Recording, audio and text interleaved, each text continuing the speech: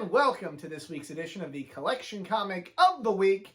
And kind of keeping with an unintentional theme that I started over the first two Collection Comic of the Week episodes of 2022, the book I have chosen for this week is The First X-Men, issue number 1, written and illustrated by Neal Adams. Now, I am a big Neal Adams fan, as it's been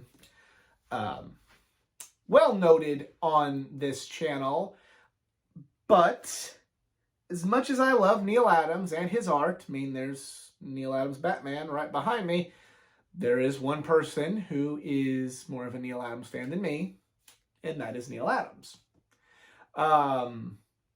And also Neal Adams, as great of a writer as he is, he has the tendency to be kind of iffy on his writing.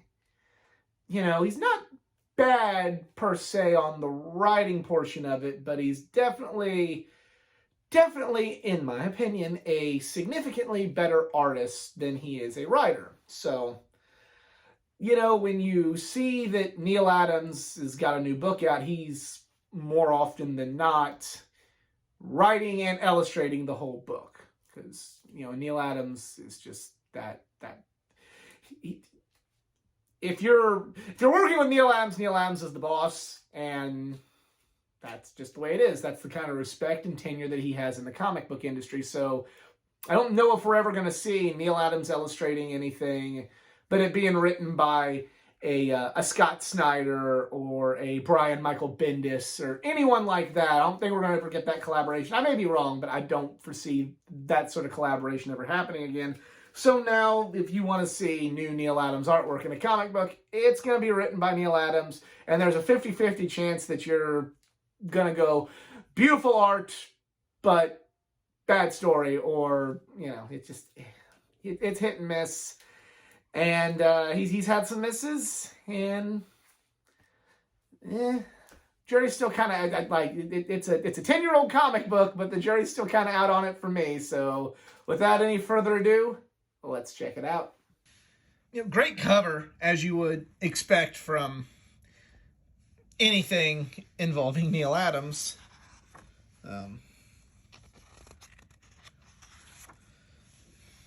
Go through this, and you know, like Neal is very hit and miss, especially with his dialogue. You know, it's,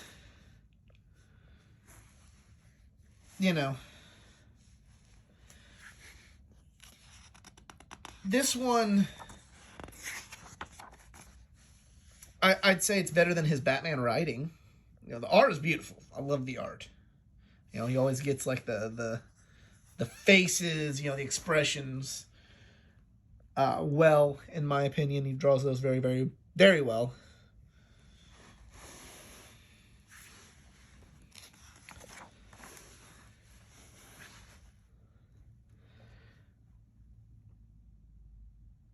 Yeah. It's a mixed bag, because it's not the worst thing I've ever read as far as, you know, as far as the writing is concerned. There's definitely been much worse, but it's more often it's a very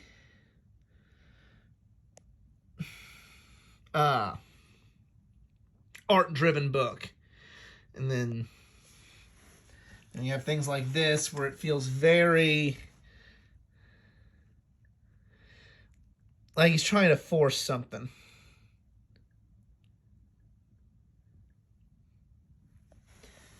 And he's just not as fluid, to me, with the writing compared to the art.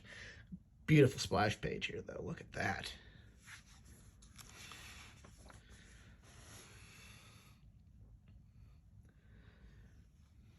You know, the dialogue is set up for him to draw, at least how it comes across to me.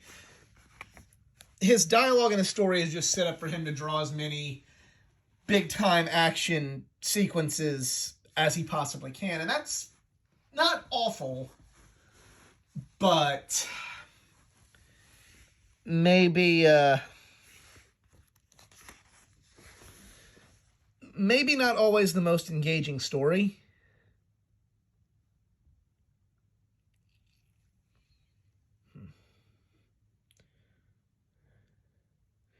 Yeah.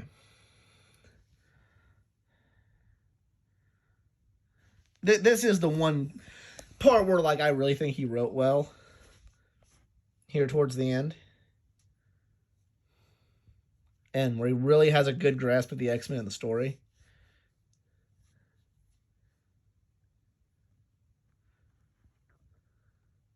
Yeah, that's part right there. So,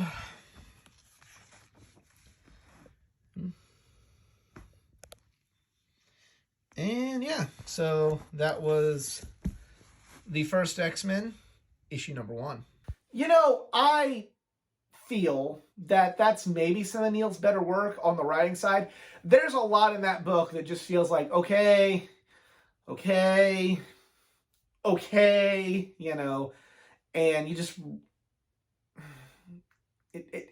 sometimes a lot of his writing is a struggle to get through. This one was easier, and he definitely shows that he's got some writing chops, especially there at the end with Wolverine and Xavier. But, you know, overall, Neil Adams' writing is not my favorite writing.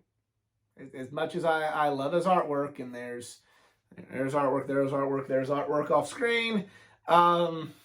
Much as I love it, it's just not always... His writing is not always on the same level as his art, but I guess I'm enough of a fanboy and enough of a fan of his art that I will break my rule of being a writing-first sort of comic fan in order to just look at the pretty pictures that I know he can draw in a comic book. Do you also own that book? Let me know in the comment section below. If you enjoyed, please give it a like, share, subscribe to more content, not just from the world of comic books, but from the world of pro wrestling, gaming, anime, and all things geek culture. Follow me on my social media pages, facebook.com/athleticgeek89, Twitter at @athletic_geek89, easy for me to say, and Instagram at @athleticgeek89.